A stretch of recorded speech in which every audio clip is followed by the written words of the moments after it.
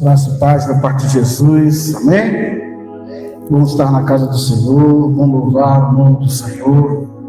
E bom também é ouvir a voz do Senhor, saber aquilo que Deus tem para compartilhar conosco e podermos ser alimentados, ser edificados nessa noite. Quero convidar você a abrir a sua Bíblia, primeira carta do apóstolo Pedro. Você tem se familiarizado com essa carta já há alguns domingos. Nós temos caminhado nessa carta, na exposição da primeira carta do apóstolo Pedro. Nós vamos fazer essa leitura. Quero convidar você a abri-la, mantê-la aberta.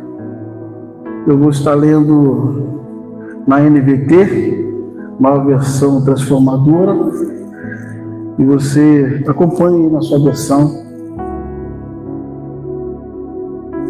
Amém? Diz assim a palavra do Senhor. Agora uma palavra aos presbíteros em seu meio. Eu que também sou presbítero, testemunhei os sofrimentos de Cristo e também participarei da sua glória quando ela for revelada.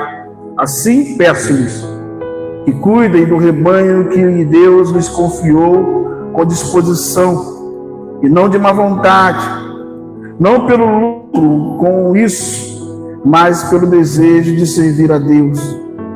Não abusem de sua autoridade com aqueles que foram colocados sob os seus cuidados, mas guiem-nos com seu bom exemplo. E quando vier o grande pastor, vocês receberão uma coroa de glória sem fim. Da mesma forma, vocês que são mais jovens, aceitem a autoridade dos presbíteros. E todos vocês vistam-se de humildade no relacionamento uns com os outros, pois Deus se opõe aos orgulhosos, mas concede graça aos humildes. Portanto, humilhem-se sobre o grande poder de Deus, e no tempo certo Ele os exaltará. Entreguem-lhe todas as suas ansiedades, pois Ele cuida de vocês. Estejam atentos, tomem cuidado com o seu grande inimigo, o diabo, que anda como um ladrão, como um leão, fugindo à sua volta, à procura de alguém para devorar. Permaneçam firmes contra ele e sejam fortes na fé. Lembrem-se de que seus irmãos em Cristo em todo o mundo estão passando pelos mesmos sofrimentos. Deus, em toda a sua graça, os chamou para participarem de sua glória eterna por meio de Cristo Jesus. Assim, depois que tiverem sofrido por um pouco de tempo, Ele os restaurará, os sustentará e os fortalecerá e os colocará sob um firme alicerce. A Ele seja o poder para sempre. Amém. Até aí somente. Vamos orar ao Senhor? Pai Santo, nós queremos ouvir a Tua voz, queremos, ó Deus amado, entender e aplicar a Tua palavra no nosso coração. Por isso pedimos ao Senhor, ó Deus, que o Espírito Santo fale ao nosso coração, nos ilumine, nos ajude a entender essa palavra e que ela seja aplicada, ó Deus, pelo Teu Espírito ao nosso coração, para podermos, ó Deus, ser edificados e estarmos na Tua presença. Fale ao nosso coração, queremos ouvir a Tua voz, oramos em nome de Jesus. Amém. Amém. Amados irmãos, nós nessa noite estamos encerrando as exposições na primeira carta do apóstolo Pedro. No próximo domingo, a partir do próximo domingo, nós entraremos já em ato contínuo na segunda carta. Pastor Elias estará ministrando a abertura dessa segunda carta no próximo domingo. Então estaremos aí mais uma jornada, mais um tempo de exposição da palavra da carta ao apóstolo Pedro, mas agora, a partir do próximo domingo, na segunda carta. Nós estamos encerrando hoje essa carta e nós, apenas como recapitulação, nós vamos lembrar que nós temos essa carta, a palavra central dessa carta é a graça de Deus e a viva esperança. Se você voltar a sua Bíblia lá no capítulo 1 da primeira carta, você vai ver Pedro falando no versículo 3: todo louvor seja a Deus, o Pai de nosso Senhor Jesus Cristo. Por sua grande misericórdia, Ele nos fez renascer de novo, por meio da ressurreição de Jesus Cristo dentre os mortos. Agora temos uma viva esperança. No capítulo 5, você volta ao capítulo 5, já no versículo 12, um pouco abaixo de onde nós terminamos, o apóstolo Pedro, no caminho da saudação, encerrando a sua carta, ele vai dizer os motivos de ter escrito essa carta à igreja. Ele diz: escrevi e enviei esta breve carta com a ajuda de Silas, a quem lhes recomendo como irmão fiel. Meu objetivo ao escrever é encorajá-los e garantir-lhes que as experiências pelas quais vocês têm passado são verdadeiramente parte da graça de Deus. Permaneçam firmes nessa graça. Então nós observamos que as palavras que chamam a nossa atenção nessa carta é graça de Deus e viva esperança. Nós temos aprendido durante desse decorrer dessas exposições que é a graça de Deus que tem nos sustentado. Hoje nós cantamos isso de maneira muito emblemática. A carta de Pedro, irmãos, foi escrita a uma igreja, a cristãos que estavam sofrendo, cristãos que estavam sendo perseguidos e precisavam de orientações as orientações que o apóstolo Pedro deu a essa igreja variou desde o relacionamento social, o relacionamento com os governantes, com os líderes, com os reis, até o relacionamento com os patrões, o relacionamento com os senhores, o relacionamento dos servos, o relacionamento entre os cônjuges, marido com mulher, mulher com marido, o relacionamento da igreja, no convívio entre os irmãos. Então, as orientações de Pedro passaram por esse viés, onde Pedro se preocupa em fortalecer os irmãos, lembrando-lhes do fundamento da graça. A graça é o fundamento da igreja, a graça que sustenta a igreja, é a graça que mantém a igreja de pé. O que nós observamos, por exemplo, no capítulo 1, versículo 10, o apóstolo Pedro falando que a salvação é pela graça. Já no capítulo 1, no versículo 2, alguns versículos anteriores, Pedro fala que nós fomos chamados pela graça antes mesmo de começarmos a invocar o Senhor. Capítulo 2, versículo 3, Pedro fala que a graça nos livra do medo. No capítulo 4, versículo 10, Pedro nos disse que a graça de Deus é multiforme. E no capítulo 5, versículo 10, Pedro então diz que Deus é o Deus de toda graça. Então a graça norteia, a graça sustenta, a graça é o combustível da igreja. Os irmãos deveriam perseverar, porque a graça que os alcançou seria o seu alicerce. Como ele diz no capítulo 5, versículo 12, vocês estão alicerçados nessa graça. Amados, no capítulo 5, quando nós entramos no capítulo 5, nós vamos observar Pedro encerrando a carta, trazendo 4 palavras fundamentais da igreja. Depois de fazer uma orientação geral aos irmãos, no âmbito social, no âmbito político, no âmbito religioso, no comportamento conjugal, Pedro agora encerrando essa carta, ele traz algumas orientações finais. E ele direciona essa carta, essa palavra fundamental à igreja em 4 direções. A primeira direção está no versículo 1 até o versículo 4, quando Pedro chama a atenção da liderança. A segunda palavra é direcionada à juventude.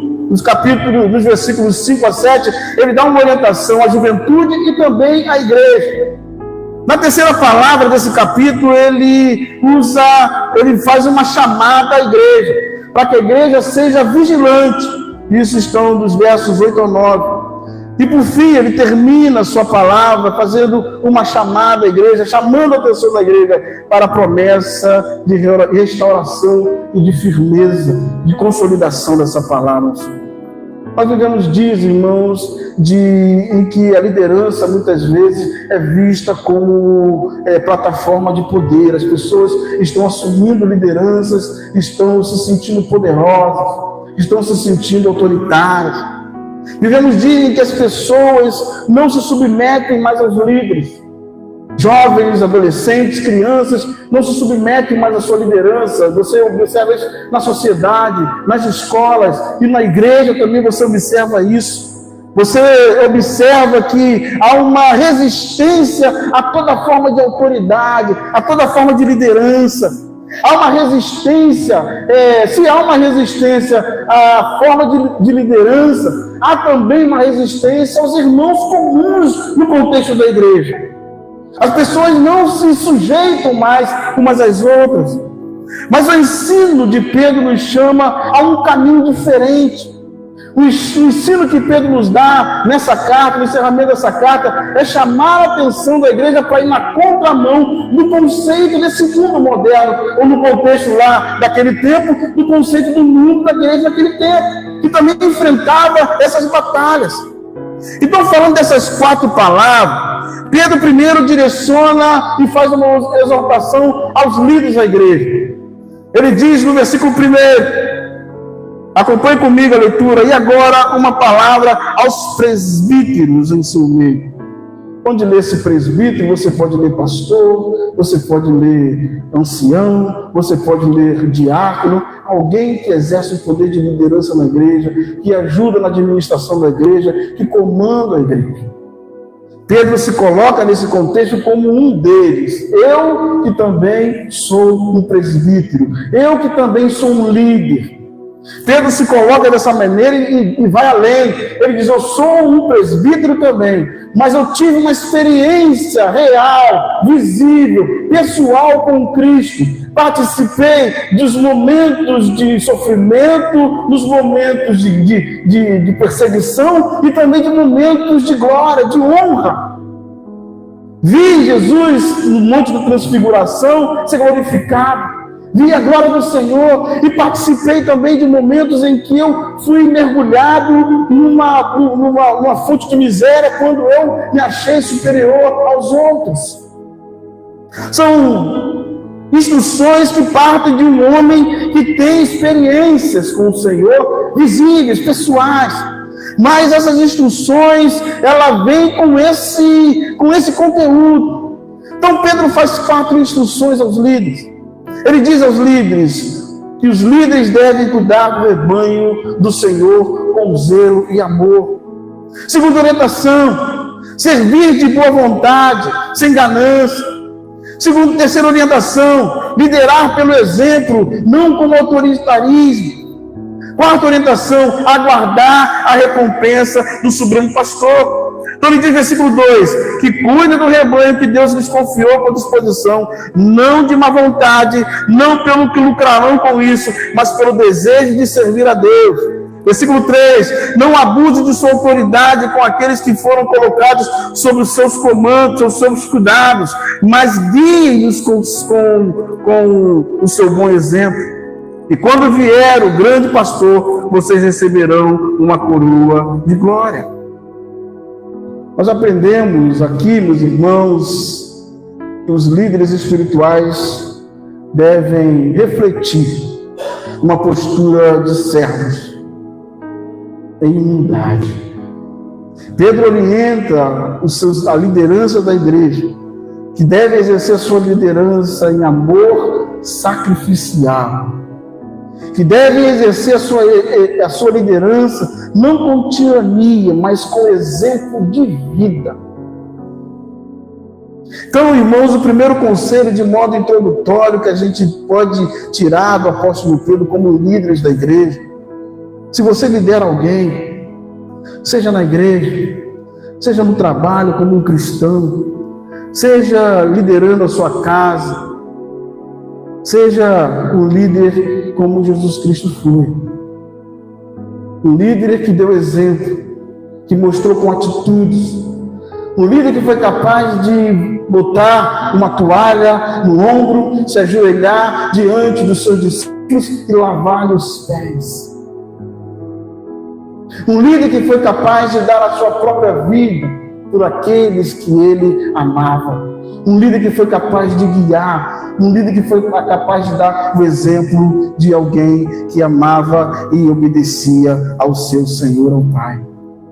Lidere voluntariamente, não por obrigação. Há líderes que fazem, que lideram com pesar, com tristeza.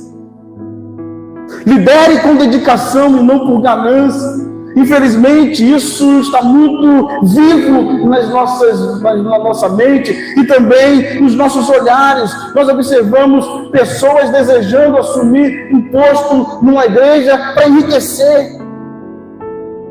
Mas Pedro orienta que não deve ser pela ganância, por aquilo que vai ganhar, mas essa liderança deve ser com humildade, deve ser com um amor soberano e é a Deus dedicado. O líder deve ser um exemplo.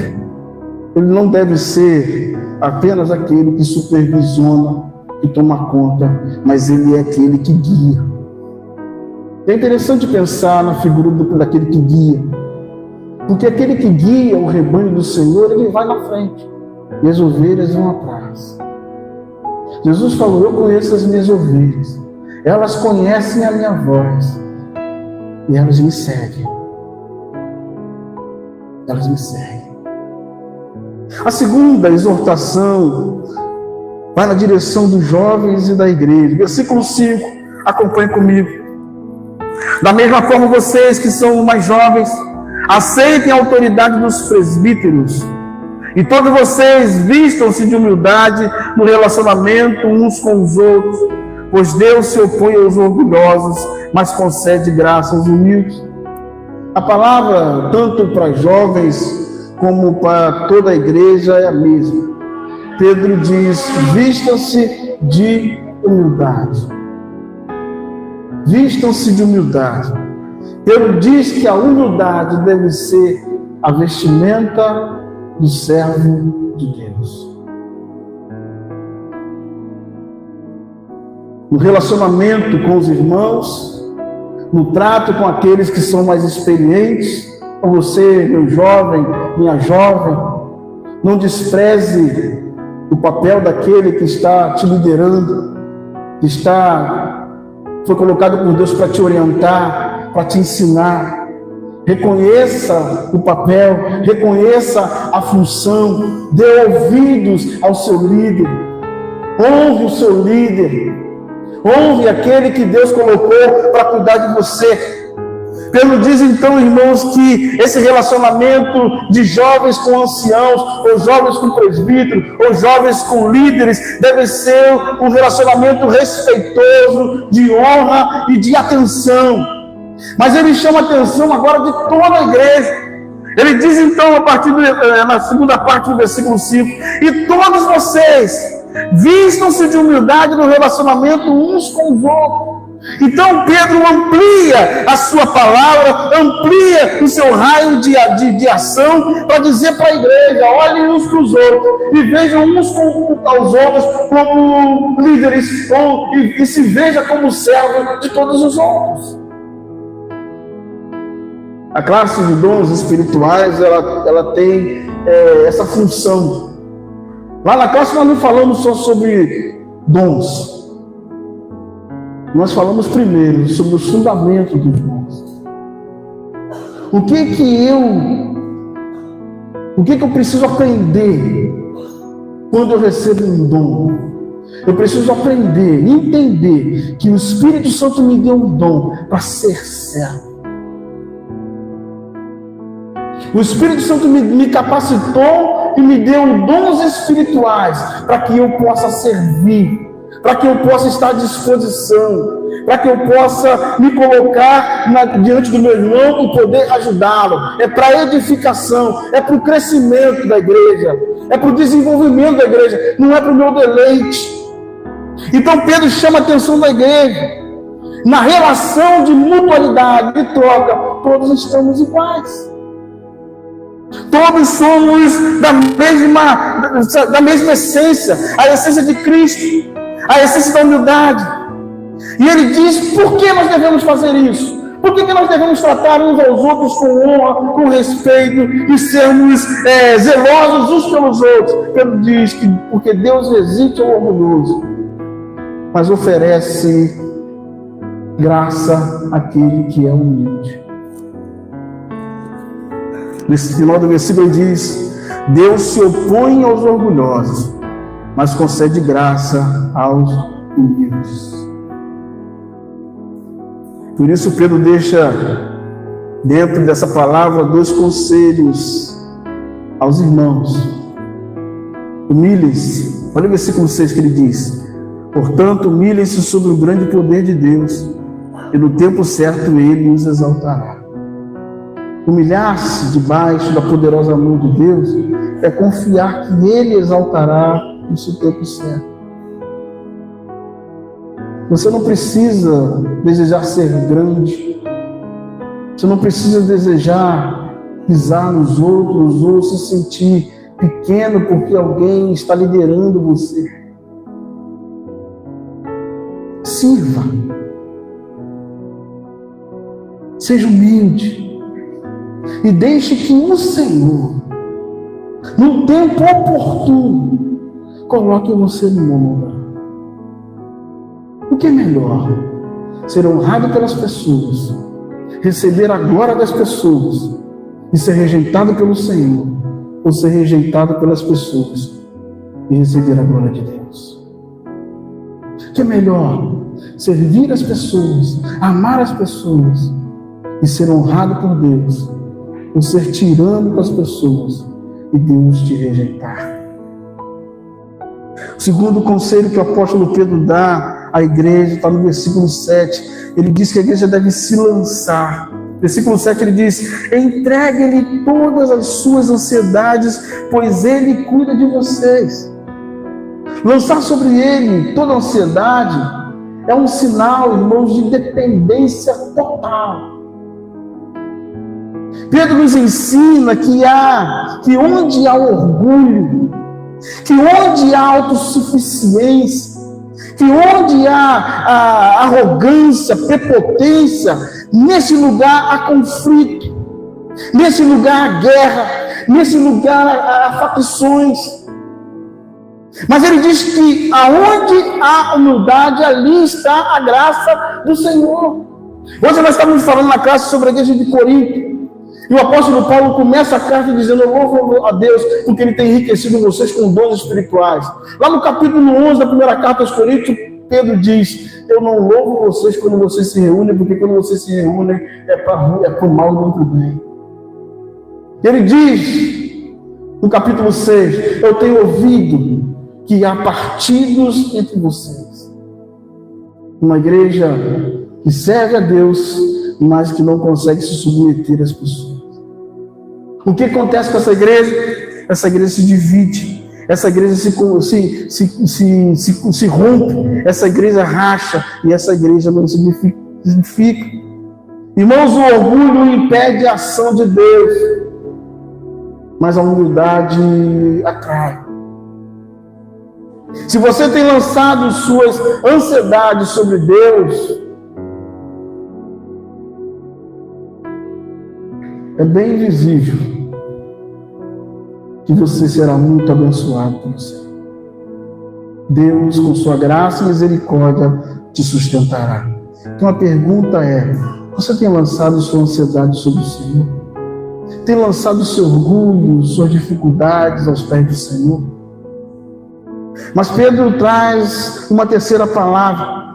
E a terceira palavra é uma chamada à vigilância espiritual. Ele continua falando para a igreja. Versos 8 e 9 ele diz: estejam atentos, tomem cuidado com o seu grande inimigo, o diabo, que anda como um leão, rugindo à sua volta, à procura de alguém para devorar. Permaneçam firmes contra ele e sejam fortes na fé. Lembrem-se de que seus irmãos em Cristo em todo o mundo estão passando pelos mesmos sofrimentos. Então essa terceira palavra, essa terceira chamada de Pedro é para que a igreja seja uma constante vigilância espiritual. E o apóstolo aqui adverte: há um inimigo real. A igreja tem um inimigo. E o inimigo da igreja não é o líder. O inimigo da igreja não são os irmãos. O inimigo da igreja é o diabo. E ele dá as credenciais desse diabo. Ele diz que esse inimigo é ativo. Ele está andando. Ele está à volta. Ele diz que é como um leão que ruge, à espreita, posicionado, pronto para agarrar, pronto para devorar. E uma igreja, irmãos, dividida, rachada, uma igreja feita de pessoas orgulhosas, prepotentes, uma igreja que não se sujeita, é uma presa fácil para o inimigo, onde ele entra e ele desbarata aquele exército e ele devora aqueles que são mais fracos. Ele ceifa o coração daqueles que estão vulneráveis. Então, à vista desse perigo, desse inimigo perigoso, Pedro chama a igreja a 3 ações. Primeiro, ele diz que a igreja precisa ser sóbria. Ele diz: sede sóbrios. Sede sóbrios, estejam atentos. Sede sóbrios. Tenham a mente clara e disciplinada. Ele continua dizendo: sejam vigilantes, ou seja, tenham atenção espiritual constante. E a terceira palavra: estejam firmes na fé, mesmo enfrentando sofrimentos que são comuns a todos os cristãos. Irmãos, em relação ao diabo, nós precisamos entender que não estamos em um parque de diversões. Hoje em dia, a gente fala, a Aralã falou aqui, várias igrejas, vários irmãos que estão cerceados do seu direito de ler a Bíblia, de cantar e de se reunir, de ir a um templo para cultuar ao Senhor. No nosso país, nós enfrentamos até uma perseguição ideológica, né? Mas nós temos o direito ainda de ir e vir e cultuar ao Senhor. Nós estamos também vivendo um tempo que é um certo modismo em ser crente. E com esse advento da teologia da prosperidade, nós enfrentamos um grande problema, que livros como esse, cartas como essa, não podem ser lidos num movimento como esse. Porque ele fala de sofrimento, fala de esperar pela graça, fala de humildade, onde se diz que o crente foi colocado por cabeça, não por cauda. Que crente que sofre porque está pecando, como fizeram os amigos de Jó, tentando arrumar pecado para Jó. Então o contexto é entender que nós não estamos num parque de diversões, o negócio é sério. O inimigo é perigoso. E quantas pessoas nós conhecemos que estavam conosco, caminhando conosco, e por causa de uma distração, o inimigo roubou o seu coração e levou para longe do Senhor. Por causa de uma luta, de um problema. Então, em relação ao diabo, nós precisamos entender isso. Que não estamos num parque de diversões. A igreja não é um entretenimento. Estar no culto não é para entreter a igreja, mas nós enfrentamos, é uma fonte, a igreja, o culto, é uma fonte que Deus usa para fortalecer os crentes na comunhão e no amor, porque nós estamos em um verdadeiro campo de batalha. Nós estamos em um verdadeiro campo de batalha. O inimigo não dorme, não sossega. Muitos têm caído, irmãos, por ignorar e subestimar o inimigo. Com o diabo não se brinca. Alguém já viu uma criança brincar com um leão perto de uma jaula? Isso é um tempo desse atrás, um menino que teve o braço arrancado. Eu acho que foi com um tigre, algum animal desse. Quem é que brinca com o leão? Esse dia nós vimos uma menina, na apresentação, que foi uma baleia, né, que mordeu ela. Uma baleia adestrada nesses parques aquáticos. Um animal Selvagem não se brinca, e o diabo é um animal selvagem. A firmeza na fé é o conselho de Pedro. A firmeza na fé é a nossa defesa contra os ataques espirituais. A igreja precisa se manter firme. A igreja precisa se manter inabalável. O alicerce é Cristo Jesus. Eu gosto de brinquei hoje com meus alunos, né? Eu penso na igreja quando se refere a dons espirituais. A igreja tem um alicerce, um fundamento, e esse fundamento é Cristo. E ela sobe, ela cresce como um edifício, bem ajustado. Mas se você pegar um construtor, ele vai dizer, ó, você não pode levantar os tijolos um em cima do outro. Você precisa amarrar, para que ele tenha sustentação, para que amarrado um ao outro ele tenha força. Mas ele precisa também da argamassa. Então veja, se Cristo é o fundamento, nós somos os tijolos e somos amarrados pelo Espírito Santo de Deus. E a cabeça é o Senhor Jesus Cristo. É Ele que nos guia. Nesse fundamento, irmãos, a igreja se edifica, se fortalece e se torna inabalável. Disse Jesus, lá em Mateus, aquele que ouve essas minhas palavras e as pratica é semelhante ao homem prudente que construiu a casa sobre a rocha. Veio o vento, houve um vendaval, o mar se abriu, a água veio e não destruiu, ela permaneceu firme e inabalável. Mas aquele que ouve essas minhas palavras, é interessante que ele diz, aquele que ouve essas minhas palavras, mas não as pratica. A diferença é na prática. Aquele que ouve e não pratica é semelhante a um imprudente que construiu a sua casa na areia. E aí veio as intempéries da vida e ela foi levada para lá. Então fique firme no Senhor. Não brinque com o diabo. Não brinque de crente. Seja um servo. Mas Pedro ainda nos apresenta uma quarta palavra dizendo que há uma promessa de restauração e firmeza. Amém, irmão? Diante de todas essas batalhas que nós enfrentamos, o Senhor ainda nos promete uma restauração e firmeza. Versos 10. Deus, em toda a sua graça, o chamou para participarem da sua glória eterna por meio de Cristo Jesus.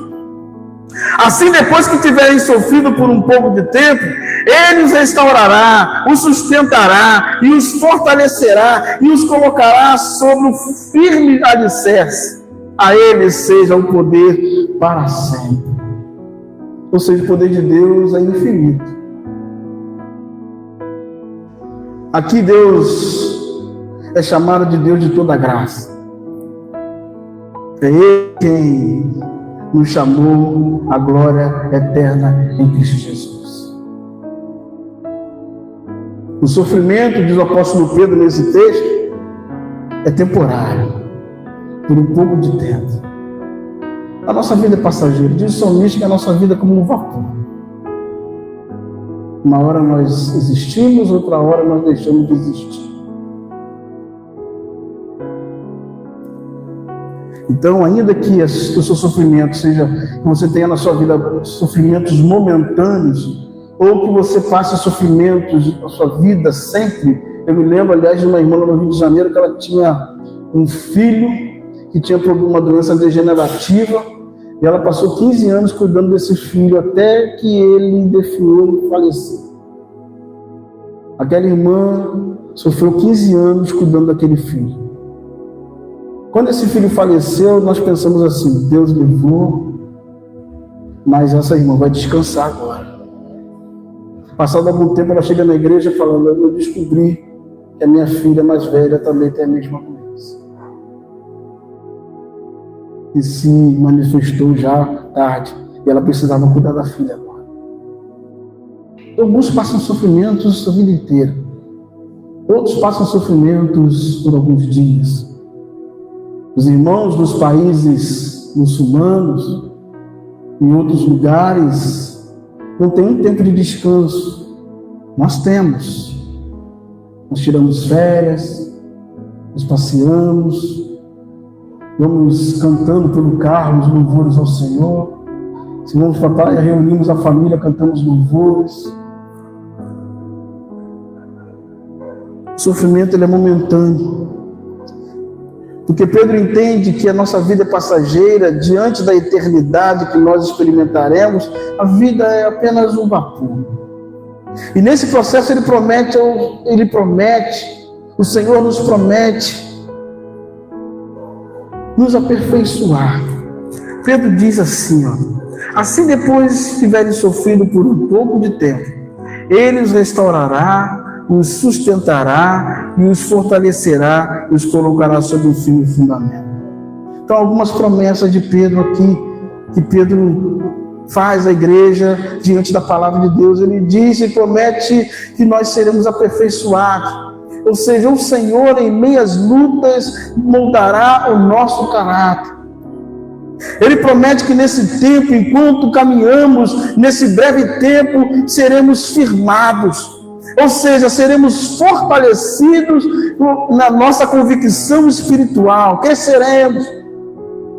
Seremos fortalecidos, dando poder e receberemos poder para resistir os tempos maus. E ele diz que seremos fundamentados, nos tornaremos inabaláveis, nos tornaremos invioláveis. Amém, irmão? Eu gostaria de concluir te fazendo uma pergunta.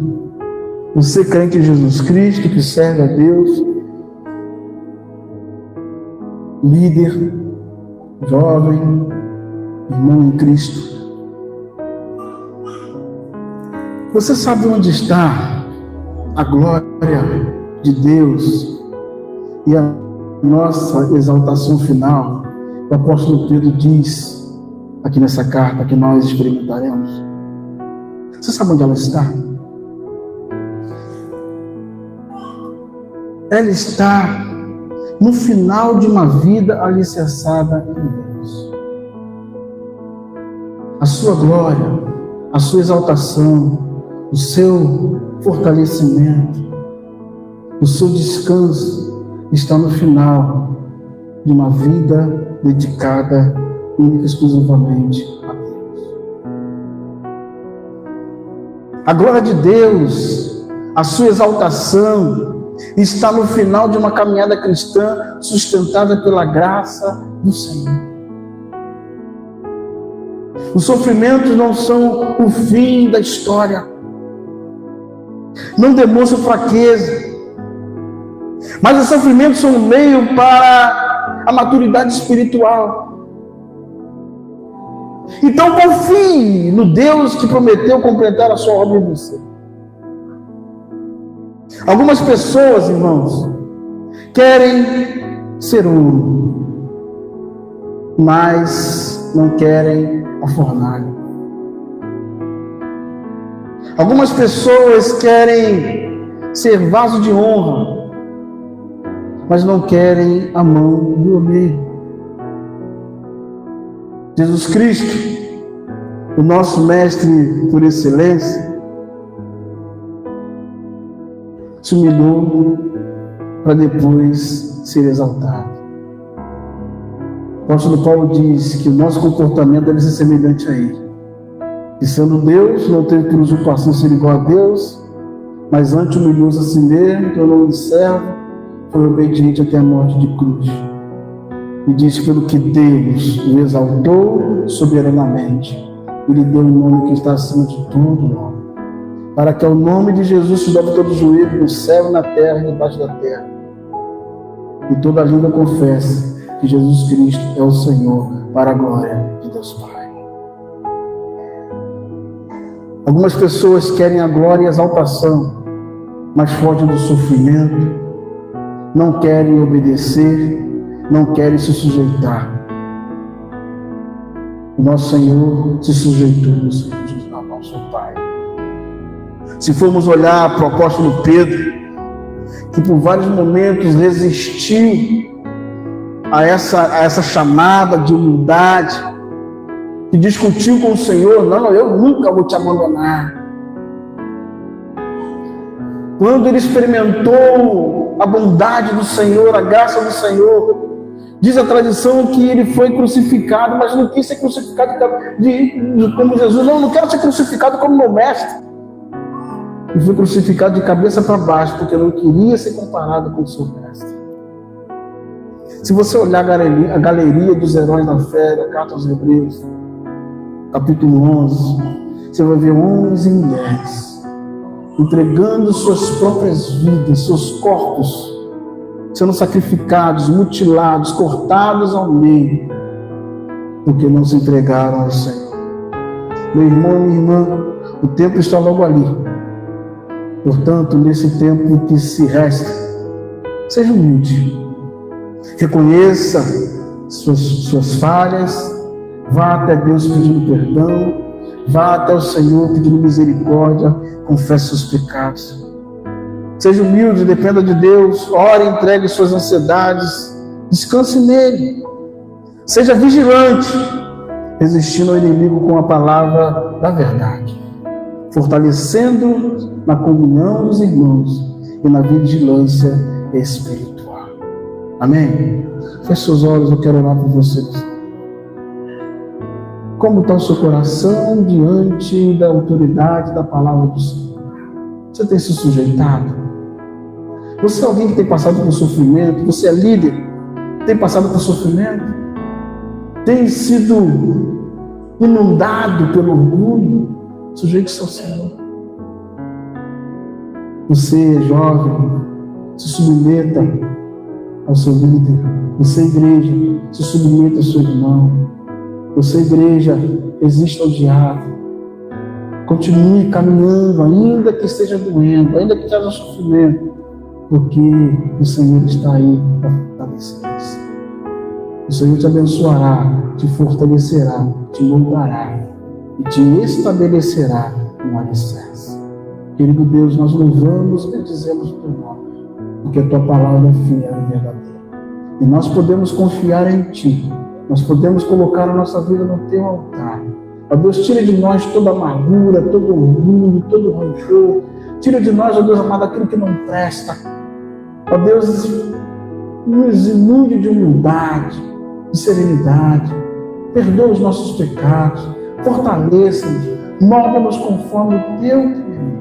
Nós queremos ser instrumento nas suas mãos. Louvado seja o teu nome. Oramos em nome de Jesus. Amém.